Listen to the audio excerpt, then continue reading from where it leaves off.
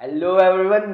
બહુ વખત પછી ફરી એકવાર એક મૂવીનું રિએક્શન કરવાનું છે. આઈ મીન એક ટ્રેલરનું રિએક્શન કરવાનું છે, જે 3 દિવસ પહેલાં આવી ગયું છે. એટલે વી આર ઓલરેડી લેટ. અને એટલા માટે આપણે આજે વધારે ડિલે નહીં કરીએ અને પહેલાં આની પર વાત કરશું. આઈ મીન પહેલાંનું ટ્રેલર જોશું અને પછી એની પર વાત કરશું.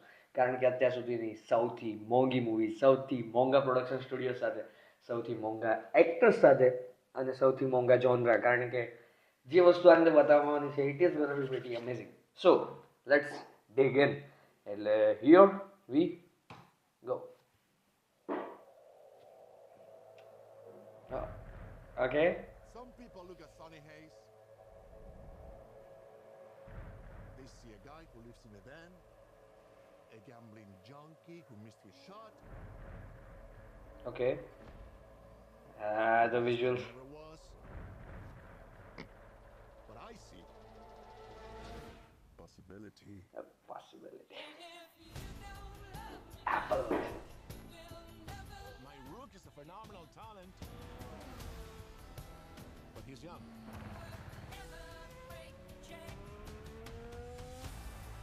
You plus him, boom, Boom. I got a team.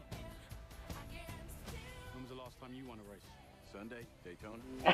Oh, I'm sorry. I meant Formula One. Oh, I'm sorry. Then same as you.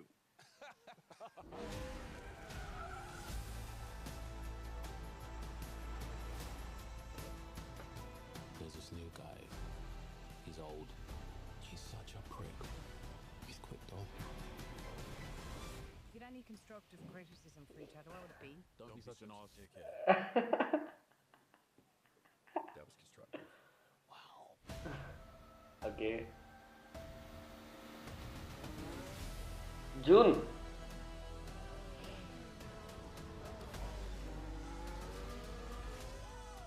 Did you win something?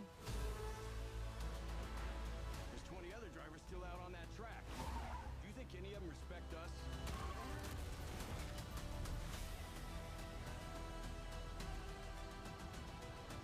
They're saying Sonny Hayes isn't a has-been.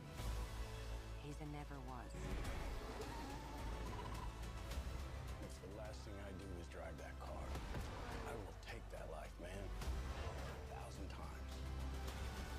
1,000 times. I'm offering you an open seat in Formula One.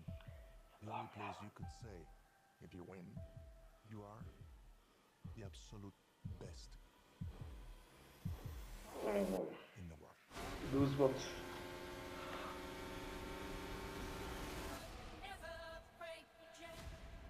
Okay. June 2025. Okay, this is something I really like. કારણ કે bread pit is one of those actors જેના movies તમે જોઈને વિચારો કે ભાઈ શું ફિલ્મોગ્રાફી છે એ વ્યક્તિની. અને છેલ્લા ઘણા વખતથી એમના કોઈ મૂવીઝ સારા ચાલ્યા નથી. સો એ રીતે પણ તમને એવું થાય કે આ મૂવીઝ ચાલવા જોઈએ, એટલે એ વ્યક્તિના મૂવીઝ ચાલવા જોઈએ. અને બીજું F1. F1 is one of those sports કે જે મને ફોલો કરવાની ઈચ્છા છે. જસ્ટ લાઈક ફૂટબોલ, કે મને અમુક વાર એવું થાય કે ભાઈ ફૂટબોલને ફોલો કરીએ, કેવી રીતે કરીએ, શું જોવું, કેવી રીતે જોવું, ખબર ના પડે. અને F1 પણ એ જ કેટેગરીમાં ફોલ કરે છે કે I really like that, but I can't follow them. કે આપણે ક્રિકેટની મેચ ફોલો કરી શકીએ, કારણ કે એની બાજુ આપણી આજુબાજુનું એવું સરાઉન્ડિંગ્સ છે, આપણા ફ્રેન્ડ્સ છે, આપણા ફેમિલીવાળા છે, બધા જોતા હોય ને એ રીતે તમે એની વિશે તમને ખબર હોય આ વસ્તુ આવવાની છે, આ છે, તે છે. પણ આ વસ્તુ ક્યાંથી ફોલો કરવી, ક્યાંથી સ્ટાર્ટ કરવી, કોણ સારું છે, કોણ ખરાબ છે, એના પ્રોઝ એન્ડ કોન્સ ને આ તે. એટલે મારા ઘણા બધા ફ્રેન્ડ્સ છે ઇન્ટરનેટ પર. એટલે ઇન્ટરનેટ પર એટલા માટે કહું છું કારણ કે અત્યારે બધા સાથે નથી, તો એ લોકો ફોલો કરતા હોય, એ લોકો પોસ્ટ મૂકતા હોય તો મને એમ થાય કે ભાઈ આ શું છે. અને એટલા માટે F1 એ એવી વસ્તુ છે જે મને ફેસિનેટ કરે છે, પણ હું એમાં ડાઇવિંગ નથી કરી શકતો. અને એટલા માટે હું આ મૂવી માટે વધારે એક્સાઇટેડ હતો, કારણ કે રેસિંગની અને આવી મેન્ટોરશિપની મૂવીઝ જોઈ છે, પણ F1 રિલેટેડ પ્રોપર F1ની મૂવી કોઈ મેં તો નથી જોઈ. એટલીસ્ટ કદાચ હશે તો મને ખબર નહીં. મેં એક ડોક્યુમેન્ટરી F1ની જ છે, કદાચ નેટફ્લિક્સ પર ચાલુ કરી હતી. But this is something fresh and new. અને છેલ્લો જે ડાયલોગ, ગૂઝ બમ્સ, કારણ કે you are the absolute best of the world, એવું કંઈક બોલે છે. અને જોઈને મને ખરેખર મજા આવી. 3 દિવસ પછી જોયું, પણ મને લાગતું હતું કે મારાનું રિએક્શન રેકોર્ડ કરવું છે, and it is worth it. So ya I am excited for this one કારણ કે Apple Studios Brad Pitt Top Gun મેવરિકના director okay this is something a crazy combination out there and I am gonna watch it for sure so મળીએ ફરી બીજી વિડીયોમાં ત્યાં સુધી bye bye and keep watching